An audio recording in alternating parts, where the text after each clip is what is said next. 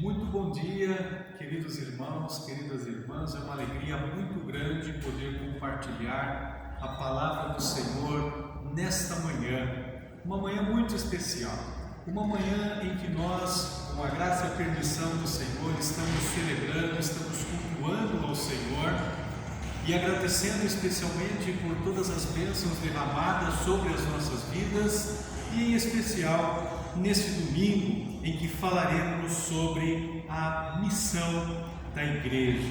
A nossa gratidão ao conselho desta amada igreja, ao seu pastor e a todos os membros que, direta ou indiretamente, têm contribuído com o nosso trabalho lá na cidade de Arapongas, no norte do Paraná. Por isso, queremos falar exatamente nesta manhã sobre missões. A iniciativa é do Senhor. Na nossa vida cotidiana, todos nós conhecemos pessoas que são tímidas, pessoas que são indecisas, demoradas muitas vezes para tomar uma decisão, que vão postergando as coisas, ou como dizemos, vão cozinhando, vão enrolando para decidirem algo. E essas pessoas ficam esperando muitas vezes uma oportunidade, e às vezes a oportunidade aparece, mas elas ficam com receio de decidir e até pedem que outras pessoas decidam por elas, para que até que isto aconteça, pode demorar um pouco. Entretanto, sabemos que para que algo realmente aconteça, é imprescindível tomar uma decisão. É preciso dar o pontapé inicial, ser proativo, decidido e determinado a fazer. Na missão da igreja, isso não é diferente, mas é preciso deixar bem claro, desde o início, que a missão sempre é de Deus, de Jesus e do seu Espírito Santo. Que quando falamos da missão da igreja, antes de ser missão da igreja, ela é de Deus. É o que nós conhecemos e chamamos da Missio Dei. Gosto muito da definição de missão escrita pelo missiólogo Christopher White em seu livro A Missão do Povo de Deus. Para ele, missão tem a ver com a nossa participação comprometida como povo de Deus pelo seu chamado e comando em sua missão, no meio da história e para a redenção do mundo. A história da igreja, ela é suficiente para mostrar que Deus chama e faz homens e mulheres instrumentos da sua ação no mundo. É Ele quem chama, é Ele quem vocaciona, envia, capacita, coordena e especialmente, como lemos em Marcos 16, capítulo 20, o Senhor é quem coopera conosco. E ainda nas palavras do apóstolo Paulo, lá em 1 Coríntios 3,9, porque de Deus somos cooperadores. Sim, cooperadores. Mas sem nos esquecermos que a iniciativa primeira é sempre e será do Deus Pai, do Deus Filho e do Deus Espírito Santo.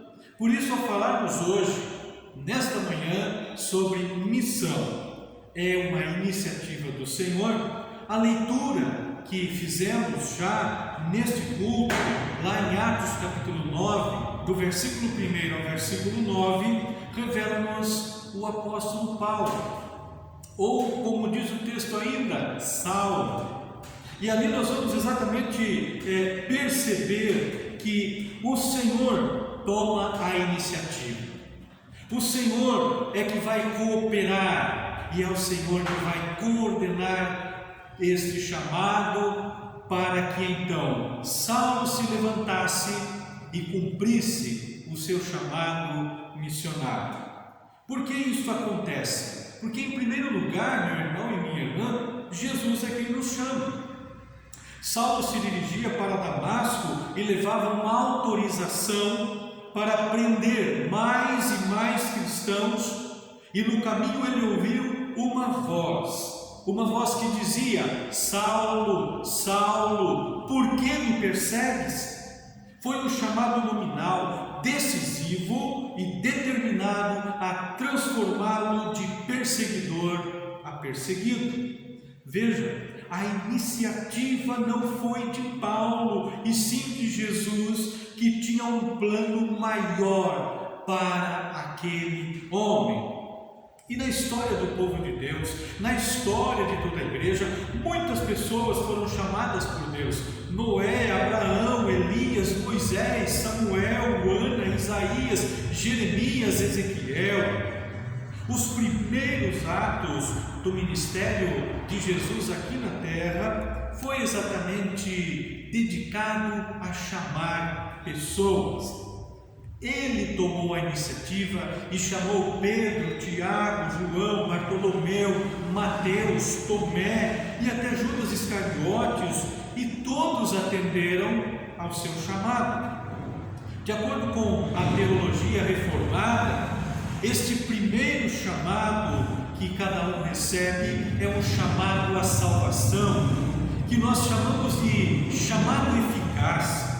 E desse chamado eficaz, a teologia reformada diz que aprove a ele, no tempo por ele determinado e aceito, chamar eficazmente por sua palavra e por seu Espírito, daqueles que estão no pecado da morte e que por natureza estão lá presos, receberem a graça da salvação por meio de Jesus Cristo. Quando Deus, em Jesus e pela ação do Espírito Santo, chama uma pessoa, ele não pode fazer outra coisa senão vir a ele. Este é o primeiro chamado. E o segundo chamado, imediatamente decorrente do primeiro, é o chamado para o serviço. É o chamado para servir o reino de Deus. Deus não chama ninguém à salvação sem que também não o chame para servi-lo. E é muito importante enfatizarmos este segundo chamado, pois há muitos crentes, há muitos cristãos felizes e acomodados somente com o seu primeiro chamado, que pensam: bom, eu já estou salvo, eu já recebi a salvação, o meu nome já está escrito no livro da vida e o resto que se vire. Saulo não só foi chamado à salvação, como também recebeu o chamado para ser o apóstolo dos gentios. Não fosse assim, o Evangelho não teria chegado até nós. Por isso, ser eleito e ser chamado por Deus não é só para receber passivamente a salvação, mas é também viver ativa e diariamente para servi-lo. Por isso, do Senhor é a iniciativa. Ele coopera conosco e nós cooperamos com a sua missão, porque em segundo lugar, Jesus é quem nos capacita. Quando somos chamados, somos também capacitados pelo Espírito Santo e pela sua palavra. Se temos a Jesus, se temos a palavra, então temos a capacitação do seu Espírito Santo. Saulo, ao ouvir o chamado, pergunta: quem és tu? E a resposta é dada por duas identificações que eu chamo de capacitadoras do povo de Deus. A primeira identificação capacitadora está na palavra eu sou Jesus, que lemos lá no capítulo 9, versículo 5. Paulo pergunta: quem é, Senhor? E a resposta vem: eu sou Jesus. Saulo era judeu. Saulo conhecia e sabia tudo o que havia acontecido com Jesus, inclusive a sua ressurreição. Por isso, a autoridade do nome de Jesus é que capacita a sua igreja. Lá em Lucas capítulo 24, versículo 47, nós lemos: e que em seu nome se pregasse o arrependimento para a remissão dos pecados a todas as nações, começando por Jerusalém. Em Filipenses capítulo 2, versículo 1, o mesmo apóstolo Paulo escreve que ao nome de Jesus se dobrará todo o joelho dos que estão nos céus, na terra e debaixo da terra. O nome de Jesus é que nos capacita à missão, e é em nome de Jesus que nós cooperamos em sua missão. O nome de Jesus é que nos dá autoridade missionária para ser igreja, e mais do que isto, para pregar o Evangelho a toda criatura em todo lugar. A segunda identificação capacitadora que nós lemos nesse versículo está ainda no versículo 3. E o Senhor lhe disse, 5, perdão, o Senhor lhe disse: levanta-te, entra na cidade e lá te será dito o que te convém fazer. Esta segunda resposta identifica o próprio Cristo com a sua igreja. Saulo, ao perseguir a igreja, ele estava na verdade perseguindo o corpo de Cristo, o próprio Cristo, o cabeça da igreja. Nas palavras do grande teólogo alemão Dietrich Bonhoeffer, após a ascensão, o espaço que Jesus Cristo ocupava no mundo passou a ser ocupado por seu corpo, a igreja. A igreja é o próprio Cristo presente em pessoa no mundo. Por isso, quando você diz: eu sou crente, quando você diz: eu sou da Igreja Evangélica Reformada, você está dizendo: eu sou de Jesus. Você está dizendo: vejam Jesus em mim, vejam Jesus na minha igreja. Onde eu estiver, onde eu adentrar, onde você estiver e você adentrar, Jesus adentra primeiro. E isso refletirá no seu testemunho, isso refletirá no testemunho de toda a igreja. Não se esqueça, na logomarca da nossa igreja está bem claro, bem expresso, Atos capítulo 1, versículo 8, que diz parte dele: e ser-me-eis testemunhas, e ser-me-eis testemunhas. O apóstolo Paulo, também escrevendo aos Gálatas, no capítulo 6, versículo 17, diz assim: desde agora ninguém me inquiete, porque trago no meu corpo as marcas do Senhor Jesus. Isto é, eu trago a identidade de Jesus na minha vida. Quanto mais nós nos identificamos com Jesus, mais seremos capacitados para servi-lo. Do Senhor é a iniciativa. Ele coopera conosco e nós cooperamos com a sua missão. Então, porque em primeiro lugar, Ele é quem nos chama. Em segundo lugar, porque é Ele quem nos capacita. E em terceiro lugar, é Ele quem coordena tudo. É Ele quem coordena tudo. É o que lemos no versículo 6. Levanta-te, entra na cidade e lá te será dito o que te convém fazer. Nós sabemos que Saulo era uma autoridade. Ele era chefe de um grande exército de soldados, ele coordenava muitos homens. Mas após o seu encontro com Jesus, aqui no caminho de Damasco, ele se submeteu a ser coordenado, orientado e dirigido pelo Senhor Jesus. Saulo diz: Senhor, que queres que eu faça? E a resposta vem: levanta-te e entra na cidade, e lá lhe dirão o que fazer.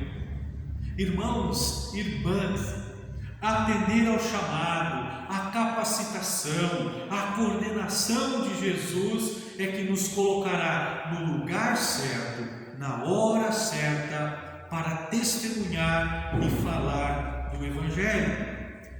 Um ótimo exemplo disto foi um jovem pastor inglês chamado William Carey, lá no século XVIII. Analisando o mapa mundi da sua época, ele se perguntava e percebia também que muitos continentes ainda não haviam recebido as novas do Evangelho. Ele então, atendendo ao chamado de Jesus, vai para a Índia. Tempos depois, a missão envia mais 2 missionários, um professor e um tipógrafo. E esses 3 se uniram e fundaram jornais, escolas, igrejas, e ficaram conhecidos como os 3 de Serampore, que era uma cidade da Índia. Carey ficou conhecido como o pai das missões modernas. O seu trabalho missionário na Índia deixou um legado inestimável na educação, na literatura, na economia, na ecologia, na agronomia, na medicina, na comunicação e na própria teologia. E é óbvio que na missão da igreja.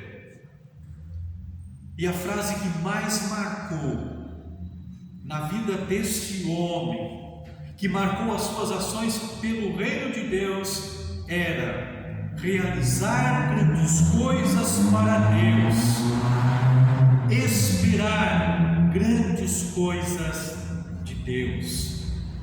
Concluindo, meu irmão e minha irmã, esta palavra nesta manhã do Senhor é a iniciativa. Ele coopera conosco e nós cooperamos com a sua missão. Seguidos por homens e mulheres bíblicos, homens e mulheres na história da igreja e da sua missão, e inspirados na vida do apóstolo Paulo, que nós nesta manhã entendamos, em primeiro lugar, que é Jesus quem nos chama.